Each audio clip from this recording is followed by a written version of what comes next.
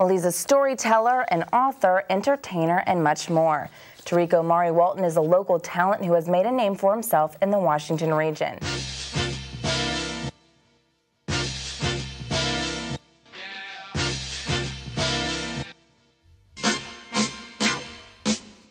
And you host a radio show? You're just thinking, okay, I like this person likes me. It's probably just about it. And you host a bunch of discussions in Mount Rainier. Honest you are.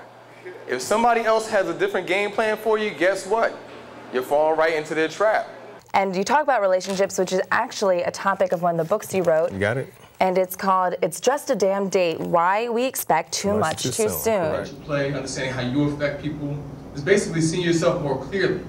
Well, obviously the message coming from this interview is follow your dreams. You have to. It will be worth it. Next on Views and Vibes. Next on Views and Vibes. Next on Views and Vibes. Welcome back to Views and Vibes. Right. We are sitting here talking about a number of different things, in particular relationships and the mistakes people make during dating. I guess here was actually on Deaf Poetry. Patrick? Yeah.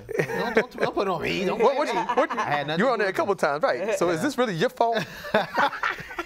It is your fault. Okay. No, but go ahead. No, no. The answer is no.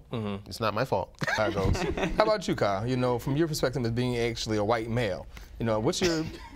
I feel entitled to laughter. Do people actually miss the poetry and hip hop? Do people? I mean, if you're older, but understand we're becoming an older generation. You know, the generation behind us now who are the ones consuming hip hop. You know, whether they're white or black or Asian or Latino.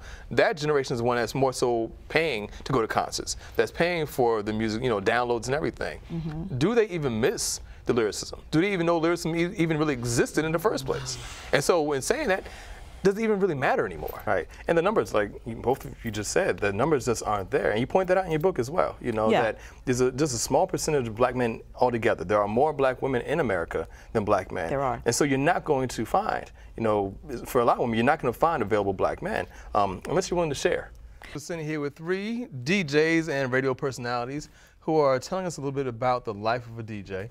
And Hercules, I wanted to ask you more about the radio DJ. And I work with an old radio DJ, Moon Man. Moon Man's been here in DC since the 1840s. Right. And I say that about him all the time. He'd be all right. Now, how accepting were both the artists and the people who have come out to watch you perform? You know, looking at you, because, you know, you're not the average Jamaican. That's a good question, actually. That's actually really, it's a good question. Things about being an independent musician. I mean, I'm a writer. You know, I'm self-published. I have 4 books out. Not that I'm bragging, but you know, but just a lot of work goes into it. Right. But there are a lot of self-published authors out there who the quality just isn't there. And one of the knocks against some independent music is that, you know, the quality isn't the same as with the major labels. A lot of musicians sound the same. Is that true or false? You never met a real woman before till I walked right in your door and I saw your heart lying down on the floor. When did you decide to step off and just do music, just focus on that? Well, I met the producer and co-writer, Kwani Ali, and once I met him... Producer for what? He's a producer of the CD, Light Up the Darkness, and we one of your big hits was We Must Be in Love. Yes. Which is like still a major wedding song. Here it is almost 20 years later, and still people are still playing that song. Don't age me. Sorry about that. Sorry, yeah, 10, 15 years ago, you know, yeah, just a little while ago. Thank you. But I always wondered, because one of the reasons why I never got into acting, besides the fact that I can't act, I couldn't imagine saying the same lines over and over again. Yeah. What's it like having such a big song and you're forced to sing it everywhere? Do you ever get tired of it, or is it like a new thing every time you sing it? Well, wow, that's interesting because... Because I can't act? Although... Oh, okay. No, okay. I didn't say that. I think you're good. Thank you. We have to step on out of here. I want to thank my guests for being here today.